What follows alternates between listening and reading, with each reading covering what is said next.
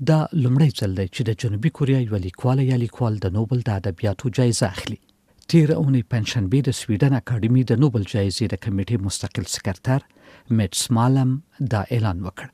د 2024 کال د ادبیاتو د نوبل جایزه د جنوبي کوریا لیکوالي هانګ کانګ ته د هغې د شاعرانه بلیغ نثر لپاره ځانګړې شوې ده.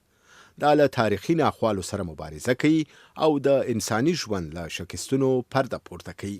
له 1990 کال راهیسې چې د نوبل جایزې ورکول کیږي، تر اوسه پورې د ادبیاتو په برخه کې 121 کسانو د جایزې ترلاسه کړې دي او دا 18م ځل دی چې دا جایزه یوې ښځې لیکوالې ته ځانګړې کیږي. کله ناکله په یو کال کې دا جایزه 2 کسانو ته اختصاصي شي. 53 کلنې هانګ کانګ په 2014 کال کې د بوکر مهمه ادبي جایزه ترلاسه کړې وه.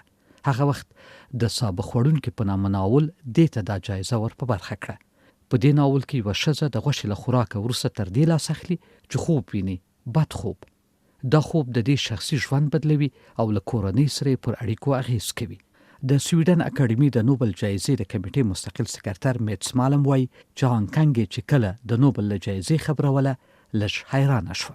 ما له هانګ کانګ سره په ټلیفون خبرې وکړې. دا په څه بوخته وه. داسې راته ښکاره شوه چې له خپل زوی سره یې هغه شیبه ډوډۍ خلاصه کړې وه. دا د اعلان ته لکه چې چمتو نه وه.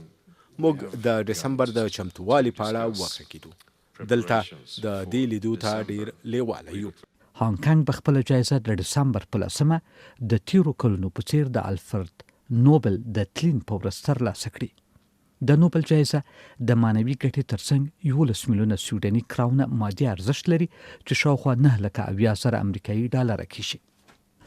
اغلې کانګ د 1980 کال د نومبر په 22مه د جنوبي کوریا په ګوانګجوی ښار کې چې یو تاریخي ښار دی زیږېدلی ده. د دې پلار هان سیونګ وون هم لیکوال و. د هانګ کانګ شهرت د 90مو کلونو په پیل کې هغه وخت په جنوبي کوریا کې زیات شو چې د سیول ژمي په نوم شعر ولیکه. بیا په 1995 کال کې د شعر ټولګه چاپ شوه.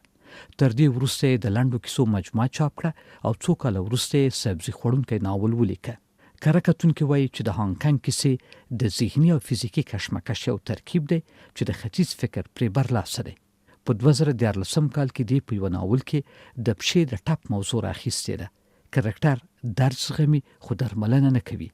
په دې ناول کې د اصلي کرکټر او د دې د مړي خور ترمنځ هم یو دردناکه تړون شته.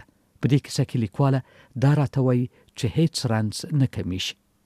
په روسش کال د نوبل د ادبیاتو جایزه نارویژي لیکوال یون فوسې اخیستې وه چې هغه ته هم د هانګ کانګ په څېر د ښکلي نثر په خاطر ورکړل شوې وه. د سږ کال د نوبل جایزې ګټونکي هانګ کانګ ته 8 کاله مخکې د بوکر جایزه ورکړل شوې وه. دا جایزه په بوکر مشهوره ده چې هر کال د نړۍ غوره ناول ته ورکول کیږي. بوکر جایزه تر 2014 کال پورې د مشترک المنافع غړو هیوادو لیکوالانو ته ورکول کېده، خو له 2014 کال راهیسې د ټولې نړۍ لیکوالانو ته چې په انګلیسي ژبه ناول لیکلی یا په انګلیسي ژبه ناول ترجمه شوی وي دا جایزه ورکول کیږي. د بوکر جایزه د معنوي ارزښت ترڅنګ 50,000 بریتانیایی پاونډه مادي ګټه لري